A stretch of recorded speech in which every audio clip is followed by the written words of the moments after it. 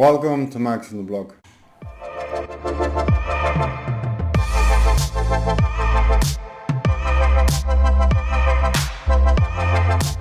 Welcome back to the channel, guys.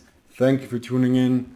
I appreciate the support, guys. As always, if you're new here, make sure to hit that subscribe button and do not miss out on any of the content. So guys, in today's video, we're going to be speaking about the short term versus the long term.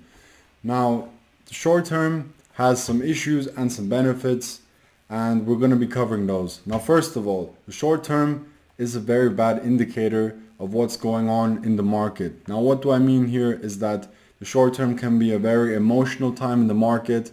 There's a lot of responses and a lot of panic buys and sells. And this basically is always what we refer to as FUD or FOMO. Fear, uncertainty and doubt, and fear of missing out. Now, what these basically mean is that people get very nervous and have very strong emotional reactions to the market, to the prices of Bitcoin or any other cryptocurrency in the short run, right? And this obviously causes some massive volatility and some percentage prices and changes that, we just wouldn't have in the long run. The next point is that there are less clear opportunities in the short term. I'm not talking about, short-term trading opportunities. I'm speaking about selecting the right cryptocurrencies and investing into them for the long run, right? The problem is because in the short term, the prices are going up and down, and sometimes, they are actually all in the greens, and, some are up 15%, 20%, and people decide that, okay, this has got to have some value, and we'll just invest into it right now. But the issue is that in the long run, this might not be the case because the project and the underlying value is actually meaningless, right? But this is a big problem in the short run.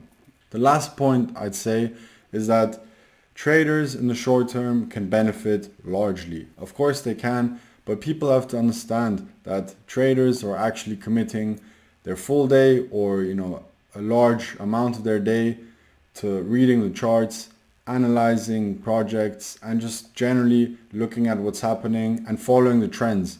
And therefore they get rewarded, especially in the short run, just because they know how to trade, they know how to avoid that emotional and panic reaction to the market, and therefore they obviously get rewarded for that in the short term. Now guys, the long run is a completely different picture. First of all, in the long run, the true price of cryptocurrencies is reflected. Now what I mean here is that all the volatility that we've seen and the bumps down the road, they're all flattened out in the long run because now we're seeing the true value of a coin. We're also seeing that adoption and the growth of the community has helped shape some projects more than others, which leads us to our second point, which is that now meaningful projects have survived.